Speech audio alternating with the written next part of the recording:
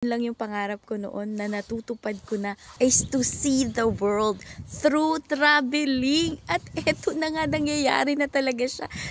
Hi! Kumusta ka na at sana nasa mabuti kang kalagayan? Naaalala ko lang yung mga karaan. Ako pala yung bata noon na talagang malaki yung dream ko. Ang dami ko palang dreams. At lahat pala yun natupad. Gusto ko magkaroon ng bahay, which is nandito na yung bahay sa likod ko. Gusto kong magkaroon ng magandang sasakyan, which is nandito yung sasakyan sa likod ko. Hindi no, maganda na yan sa akin. At ang aking the biggest dream talaga is to see the world through traveling. At eto na nga, nangyayari na talaga siya. Sobrang exciting every now and then.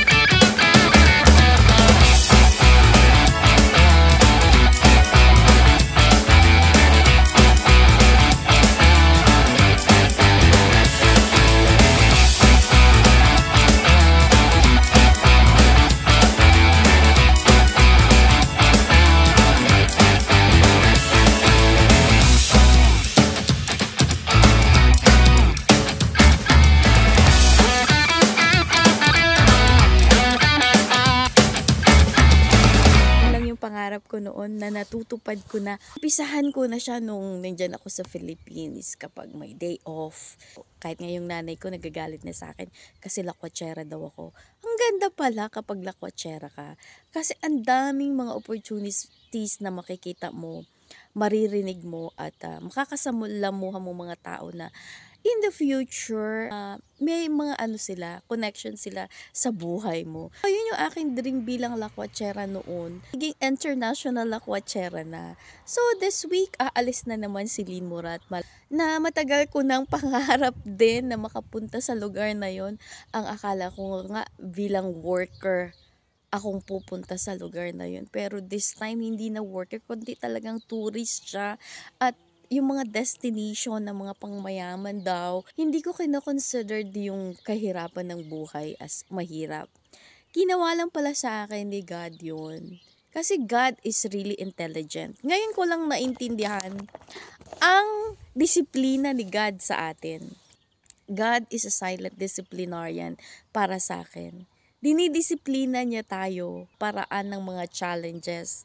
Yung problema ko dati sa buhay ko, yung mga wala kaming bahay, walang pagkain, walang pera, ang hirap ng buhay. Disiplina niya pala yun sa akin. Para kapag dumating ang panahon na mag-iba yung buhay ko, na ma-appreciate ko yung life ko.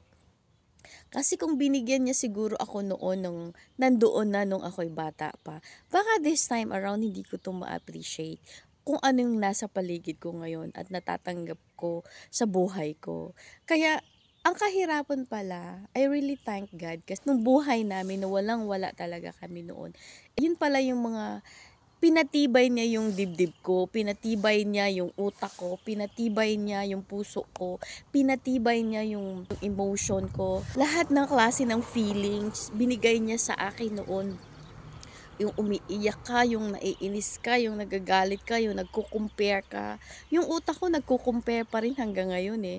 Kahit nandito na yung life na gusto ko, andun pa rin yung pattern ng utak ko na, si ganyan, mas magaling sa'yo, o ito, mas maganda yung ginawa niya kaysa sa'yo. Nandoon pa rin ng pattern na yun sa isip ko, na ngayon ay talagang kinokontradict ko. Yung utak ko mismo ang aking kalaban. Compare mo ako sa dating ako. Pattern itself, ibalik ka sa dating ikaw na gusto mong mag-change na ngayon. Pero binabalik ka niya dahil yun ang nakaprogram sa kanya, which is ngayon talagang binablock ko siya. Aalis ako ngayon bilang tourist sa isang lugar na matagal ko nang gustong tingnan at puntahan. Another opportunity na naman ito para magkaroon ako ng bagong idea. Kasi sa every time na mag-travel ako, maraming nadadagdagan ng mga magagandang pananaw sa buhay. So, yun lang yung aking emote today na I'm living a life that I am dreaming nung ako ay bata pa. Thank you so much for supporting Lynn Murat Vlog. See you again next time. Bye!